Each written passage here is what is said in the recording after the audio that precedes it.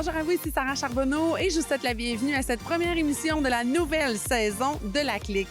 Cette semaine, on rencontre pour vous l'auteure Marie-Christine Chartier. On découvre aussi la collection d'une finissante du campus Notre-Dame-de-Foix.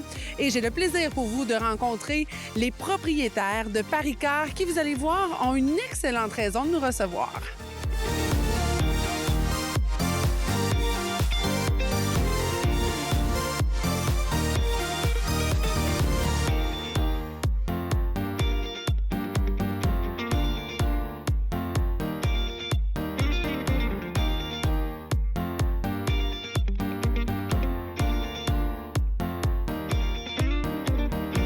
Aujourd'hui sur La Clique, on vous amène au lancement de la campagne Au-delà de la beauté, signée Paris-Car. Vous allez voir une campagne qui est bien plus qu'une campagne, c'est surtout un magnifique message à transmettre.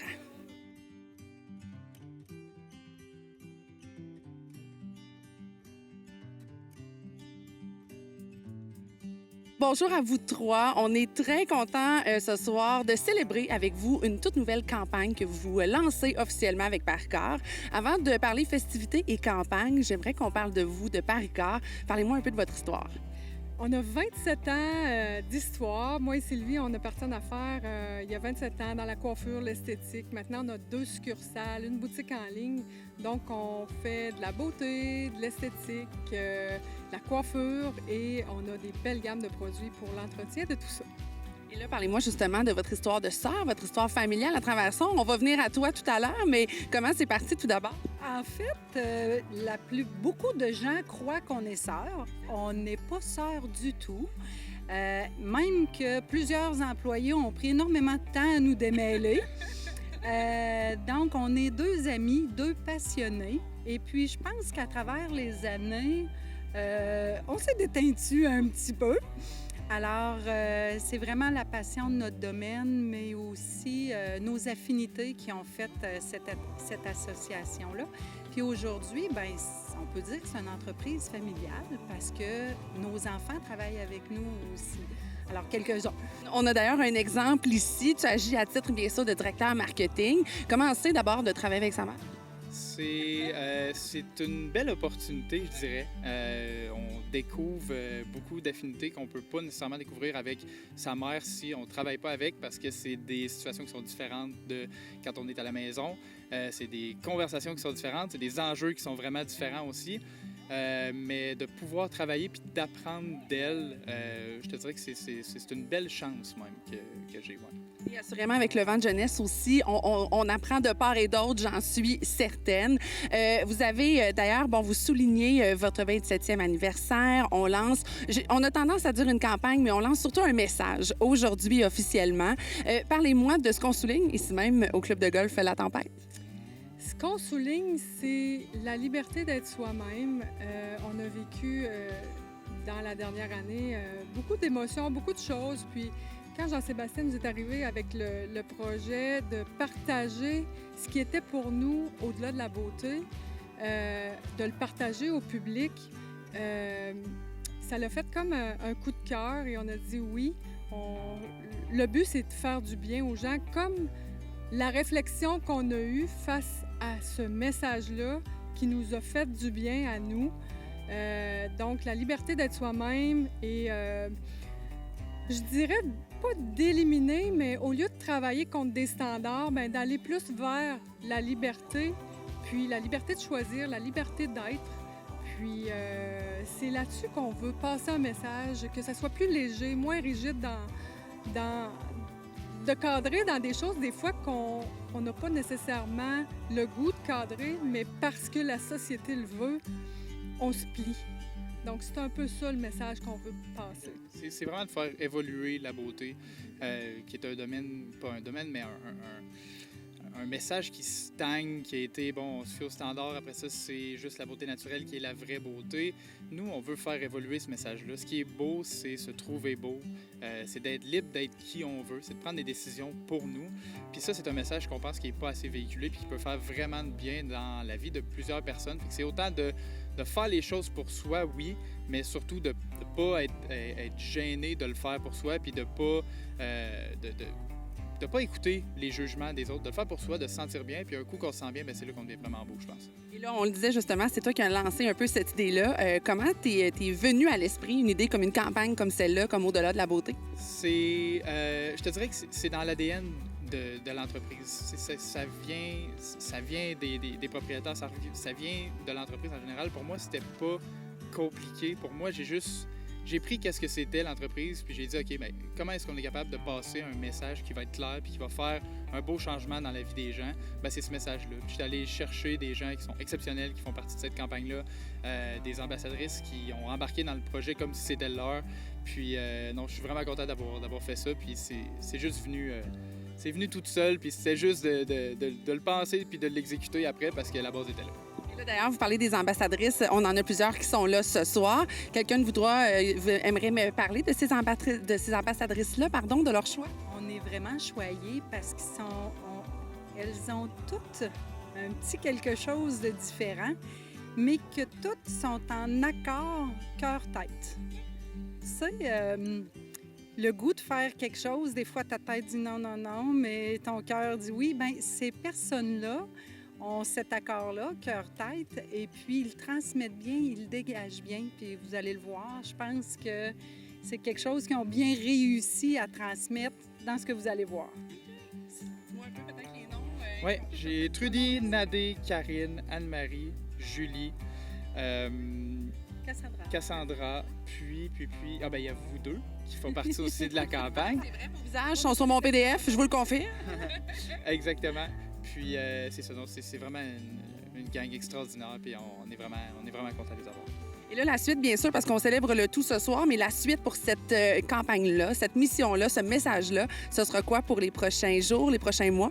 C'est vraiment de faire entendre ce message-là le plus possible, de le faire entendre, puis surtout, après ça, bien, de créer des initiatives qui vont créer des actions concrètes pour les gens, pas juste dire la beauté c'est ça, mais comment est-ce que tu fais pour t'y rendre.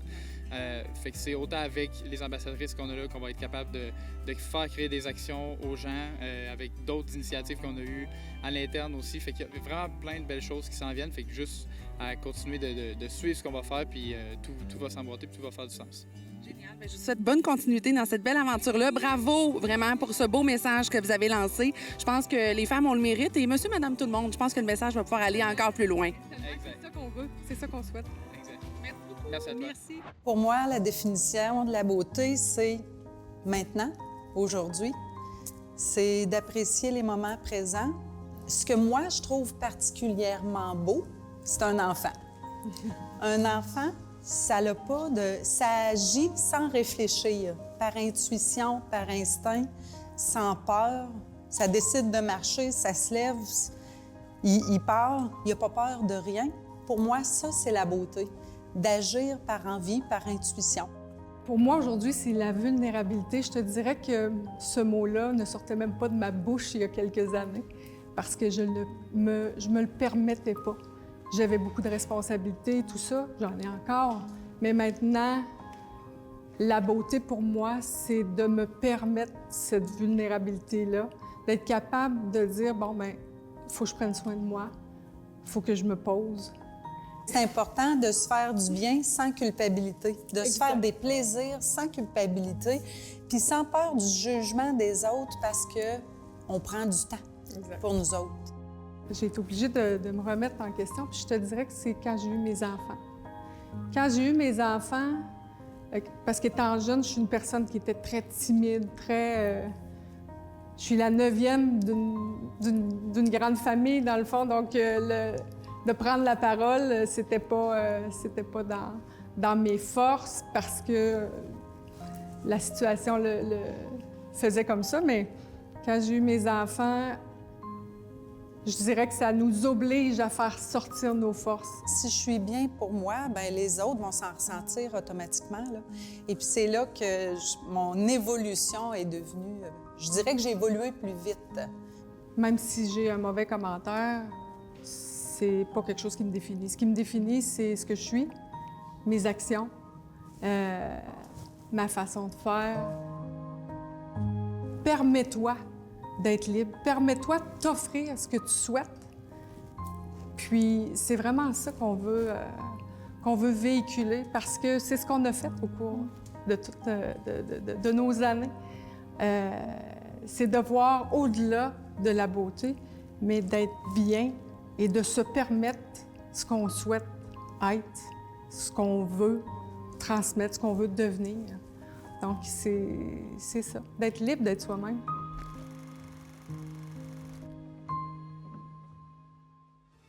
Au retour de la pause de Soyez là, mon collègue Gabriel vous fait découvrir la collection d'une finissante du campus Notre-Dame-de-Foix.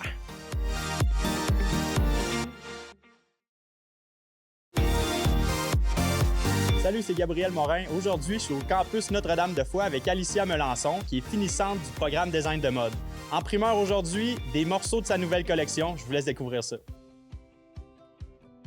Alicia, bonjour. Allô? J'aimerais savoir, Alicia, d'où ça vient la passion pour la mode de ton côté? C'est vraiment par rapport au fait d'être capable de s'exprimer sans nécessairement parler, parce que je trouve vraiment que la façon dont on s'habille, ça en dit vraiment beaucoup sur une personne. Fait que, par rapport aux motifs, par rapport aux couleurs, je trouve que ça permet de vraiment mieux faire comprendre la personne que t'es aux autres personnes. C'est vraiment ce que j'aime par rapport à la mode. Puis, j'aimerais savoir aussi, je vais retourner un peu côté plus personnel. Quand est-ce dans ta vie tu t'es dit, OK, moi, la mode, j'aime ça à un point où je veux en faire ma carrière? J'étais étudiante à Limoilou en sciences humaines. Puis j'aimais vraiment pas ça. Puis j'ai réalisé que, en fait, je manquais tous mes cours pour aller dans les magasins. Puis, tu sais, j'étais jamais vraiment satisfaite de qu'est-ce que j'allais chercher dans les magasins. Puis, tu sais, je me suis dit, pourquoi pas essayer de faire les vêtements comme moi, je les imagine. Fait que c'est là je me suis dit, gars, tant qu'à faire, je commence à être une vraie étudiante au cégep, aussi bien essayer. Fait que pour ça, je me suis inscrite au CNDF. Puis finalement, je suis vraiment tombée en amour avec... Tu regrettes pas? Vraiment pas. Puis là, en dernière session, est-ce que tu crois que tu serais capable de tomber sur le marché du travail? Oui, je serais capable, mais je me sens pas assez prête parce que c'est sûr... c'est plus rassurant quand tu as un niveau d'expérience qui est un petit peu plus élevé. Fait que cette expérience-là, j'irais peut-être un peu la chercher à l'université avant d'aller sur le marché. Mais c'est sûr que si je voulais, je pourrais me trouver un travail en ce moment, puis je pourrais vraiment augmenter là, mon expérience avec ça. OK. Fait que ton prochain step pour toi, ça serait l'université. Oui, à l'UQAM. Dans quel domaine? Oui, à l'UQAM, il y a des programmes de mode, puis lui que je veux aller, ça s'appelle Théorie Valorisation, mais c'est beaucoup centré par rapport aux stylistes, par rapport aux recherches de tendances, l'histoire de la mode, les différents tissus, tout ça, ça me passionne vraiment beaucoup. Puis c'est vraiment un programme qui est orienté là-dessus. Puis je trouve qu'avec ça, on est capable d'aller mieux se forger un caractère dans la mode pour pouvoir être capable de mieux choisir le métier puis la spécialité dans laquelle on veut être. Là. OK, fait que c'est moins du construire des vêtements et plus la culture alentour de la mode. Oui, exactement. Puis c'est vraiment en même temps comment le styler par rapport à tout ce qui se passe là, à l'échelle sociale. Parce que souvent... les tendances par rapport aux bijoux ne seront pas les mêmes dans 5 ans. Fait qu'on faut vraiment essayer de s'adapter avec ça. Puis ce cours-là, ça va vraiment nous aider là, à mieux comprendre en fait les mouvements sociologiques pour être capable de mieux styler puis de mieux comprendre ce qui s'est fait en même temps dans le passé pour être capable de créer dans le futur en plus. OK. Ouais. Fait que c'est vraiment plus technique. Oui, c'est ça. Je vais ramener un peu du côté de ton travail. Quel genre de défi ça a un designer en mode dans le quotidien? C'est beaucoup chercher des nouvelles idées, mais sans nécessairement réinventer, parce qu'en mode, en fait, tout a été inventé. C'est juste qu'il faut le faire différemment. Fait que je pense que qu'est-ce qui est un petit peu dur, vraiment un défi, c'est de faire quelque chose sans savoir que telle grande compagnie ont fait ça ou que, tu sais, ton ami à côté de toi, il a eu la même idée, tu sais. C'est vraiment être original qui est assez difficile, mais une fois que tu l'as, c'est vraiment quand tu trouves ton style que tu es capable de mieux avancer. Là. Puis toi, as-tu l'impression qu'avec ta collection, ta nouvelle collection qui s'appelle Pique-nique mondain, est-ce que tu crois que tu as atteint ton style à toi? Je pense que je suis un peu rentrée dedans, si je peux dire. Je pense pas que je l'ai à 100% exploité, mais je voulais vraiment comme aller offrir aux hommes une gamme de vêtements qui est un petit peu plus excentrique puis rafraîchie par rapport au niveau de la coupe. C'est un petit peu plus oversize que j'offre comme vêtements. Puis les couleurs sont un petit peu plus extravagantes que qu'est-ce qu'on cherche. Puis c'est un peu ce que je suis par rapport aux couleurs. J'aime ça m'exprimer à travers de ça. Les coupes aussi, j'aime vraiment ça. Fait que sur ça, je me retrouve. Mais je pense pense que dans le futur, si je crée d'autres vêtements, je pense que je vais être capable de mieux me retrouver en faisant les choses différemment. Là. OK. Puis on voit que c'est justement un côté un peu plus chic, mais branché, Ouais. ta collection. Ouais. Sur quoi tu t'es basé pour la créer? Je me suis... en fait, j'écoutais les films Les Parrains. Je sais pas pourquoi, Oui. là. Mais tu sais, ce que j'aimais vraiment beaucoup, c'est par rapport... les hommes portent leur veston, puis ensuite, tu sais, mettons, quand ils rentrent dans la maison, ils enlèvent leur veston, puis c'est beaucoup plus contracté. Puis je voulais vraiment comme aller, en fait, rechercher un peu cette esthétique-là. En même temps, je m'étais basée sur des personnes qui veulent vraiment s'habiller branchées, mais qui veulent quand même rechercher une touche de chic, ou même des personnes qui veulent chercher une touche de chic, mais qui veulent être habillées super confortables dans leurs vêtements pour un petit peu plus se Pour démarquer. la vie de tous les jours un Oui, peu. aussi. Puis dernière question pour toi, Alicia. Quels sont tes buts à long terme? Mes buts, idéalement, j'aimerais beaucoup ça aller travailler à New York. Je commencerais peut-être par faire des stages pour un peu me mettre le pied dans ce gros univers de mode-là. Puis ensuite, je pense que ça serait vraiment gravir les échelons. Je sais pas si plus tard, j'aimerais ça faire ma marque, mais on verra qu'est-ce que la vie me réserve. Mais c'est sûr que vraiment, mon but précis, c'est de monter les échelons puis un peu comme de me faire connaître dans ce milieu-là sur ce que je suis capable d'accomplir. Merveilleux. Ben Alicia, merci. Puis où est-ce qu'on peut se procurer ta collection? Sur Instagram, si les personnes veulent me DM, je suis vraiment ouverte à faire du linge à n'importe qui. Fait que, tu sais, si quelqu'un veut une reproduction de ce modèle-là dans d'autres couleurs, je suis super ouverte là, à le faire aux personnes. Merveilleux. Ouais. Ben, Alicia, merci beaucoup. Ok. On était au CNDF avec Alicia Melançon, qui est étudiante en design mode. Au retour de la pause, soyez là, mon collègue Christopher rencontre pour vous Marie-Christine Chartier.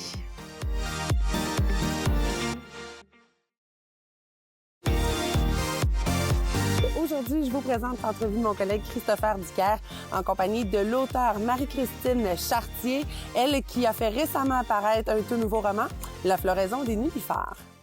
Ah oui, merci Sarah, très heureux de recevoir, en fait d'être reçu chez Marie-Christine Chartier pour le lancement de ton 4e roman. Bienvenue chez nous. Ben merci. Ça fait plaisir. Donc 4e roman, La floraison des nénuphars qu'on a juste ici. Comment tu te sens avec la parution de ton 4e roman? C'est un mix d'émotions, toutes positives. Ouais. Je suis fébrile parce que c'est la suite de mon premier. Ouais. Fait qu'il y a une fébrilité qui est comme ajoutée. C'est tout le temps un peu stressant là, de Ouais. sortir un nouveau roman. Puis, mais je sais que l'allégorie des trucs arc-en-ciel a quand même été bien reçue. Ouais. Fait que je suis contente de mettre ça de l'avant. Je pense que les gens espéraient peut-être une suite, mais ils savaient pas que ça s'en venait. Fait que j'ai juste hâte. Tu sais, je suis prête. Moi, ça fait quelques mois que j'ai fini de travailler dessus. Ouais. Là, fait que je suis prête à ce qu'il... T'es prête à ce qu'on le reçoive, Oui. t'es prête à ce que tous tes lecteurs le lisent. Oui. Là, on l'a dit, c'est la suite de l'allégorie Ouais. des trucs arc-en-ciel. Est-ce qu'on peut le lire seul? Oui, en fait, c'est voulu que ce soit une suite qui est indépendante. Dans le Ouais. sens que si t'as pas lu l'allégorie des trucs arc-en-ciel, tu peux lire quand même celui-ci en premier. Il y a peut-être des connexions qui vont se faire différemment en lisant un et l'autre, mais il n'y a pas d'ordre pour les lire. C'est sûr que si t'as lu l'allégorie, c'est tant mieux. mais tu peux commencer par celui-ci puis aller vers l'autre aussi. Mais il y a des beaux petits liens là, tu sais, Ouais. qui unissent les deux romans, c'est certain. Ouais. Donc, La floraison des nénuphars, on retrouve Cam et Max. Oui. 4 ans après l'allégorie des trucs arc-en-ciel. Oui.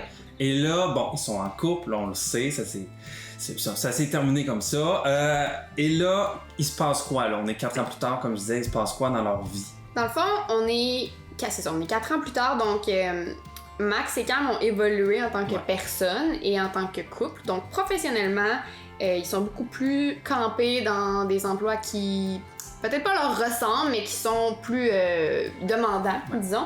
Max, il a quand même une grosse job. Maintenant, Camille a réussi à lâcher ses études, puis a réussi à lâcher Ouais. ses études comme drôlement dit, mais elle a suivi sa passion, puis elle a commencé à écrire, puis ça va bien. Puis, ils vivent un peu l'évolution de leur couple, le fait que leur couple mature. Il y a des questionnements qui se posent par rapport à comment on fait pour rester en amour, comment Ouais. s'occuper de cet amour-là, comment cet amour-là change, évolue.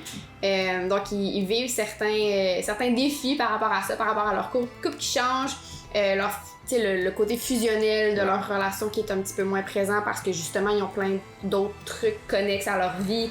Là-dedans aussi, on a un deuil particulièrement difficile pour Cam et aussi pour Max qui doivent un peu gérer ensemble. Donc, ça fait... Ils sont un petit peu... sont un petit peu en eau trouble au début du roman, puis ils doivent travailler ensemble pour voir comment on fait pour que ce couple qu'on est en train de bâtir reste fort. T'sais, l'amour, c'est pas juste assez, il faut travailler aussi là-dessus. Là, fait que c'est pas mal là qu'ils sont. Fait que c'est pas mal là qu'ils sont. T'en as parlé un peu. Il y a un deuil qui se vit là-dedans. Un personnage qui est présent dans le premier roman, dans l'allégorie des toits d'arc-en-ciel, qui est plus là, mais qui est encore très présent. Oui. C'était quoi l'idée là, d'insérer ce personnage-là pour faire évoluer Cam et Max, finalement? Mais je pense que dès le premier roman, on voit que les figures parentales de ces personnages-là sont vraiment centrales à l'histoire, même si on les voit moins dans le premier. Max, il y a une relation assez problématique avec son père, surtout. Cam avait perdu sa mère jeune, donc il y a vraiment une relation. Les relations avec les parents, c'est un thème qui est présent dans le premier roman, mais qui est plus en second plan à leur histoire, à eux.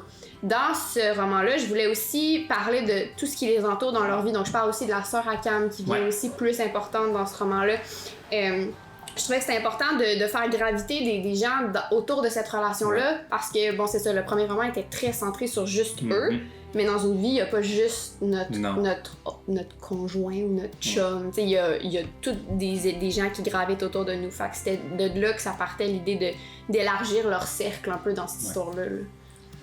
Puis là, donc, 4e roman en 4 ans quand même. Hein? C'est un beau défi, je pense. Est-ce que c'est un bon rythme, là? Est-ce que c'est exigeant ou... Oui. Je pense que je mentirais si je disais que non. Mais en même temps, c'est pas un objectif que j'avais dès le début. Puis encore aujourd'hui, c'est pas un objectif que j'ai de avoir un roman par année. Non. Ça l'a juste à donner comme ça. Puis quand on écrit, je veux dire, ce roman-là, il m'a pris 1 an environ à écrire. Ouais. On est tout le temps 1 an en arrière sur ce qui est publié, fait que ça a l'air de... Moi, j'avais commencé à écrire Les Tortues quand Les Truites est sorti, fait que je suis un roman en retard, en avance à chaque fois. Là, vraiment, je suis comme... On dirait que là, je suis rendue à un point où est-ce que j'ai comme bouclé une certaine boucle avec ce roman-là. Puis là, ben, je me rassois, puis j'ai le goût de voir de quoi j'ai envie de parler. C'est comme mon prochain thème, c'est comme ma prochaine... fait que je prends le temps pour ça aussi. Est-ce que je vais avoir un autre roman l'année prochaine? Peut-être. Je le sais pas. Je suis en train d'écrire de quoi, mais je me mets jamais de pression par rapport à ça. Elle a juste à donner comme ça, puis tant mieux. Ouais. Puis si c'est un peu plus long pour le prochain, ça sera plus long. Puis sinon, ben tant mieux aussi. Tant mieux aussi. Ben c'est tant mieux pour nous qui te lisons, qui te suivons. On va donc aller se procurer la Floraison des Nénuphars en librairie. Donc, et on n'oublie pas que la journée du 12 août, c'est la journée J'achète un livre québécois. Yes. Alors, n'hésitez pas à aller vous le procurer. Et puis, on va mettre toutes les informations pour aller vous le procurer dans vos librairies indépendantes sur laclique.com. Merci beaucoup, Christine, de m'avoir reçu chez vous pour parler de ton 4e roman. Ça fait vraiment plaisir. Vraiment plaisir.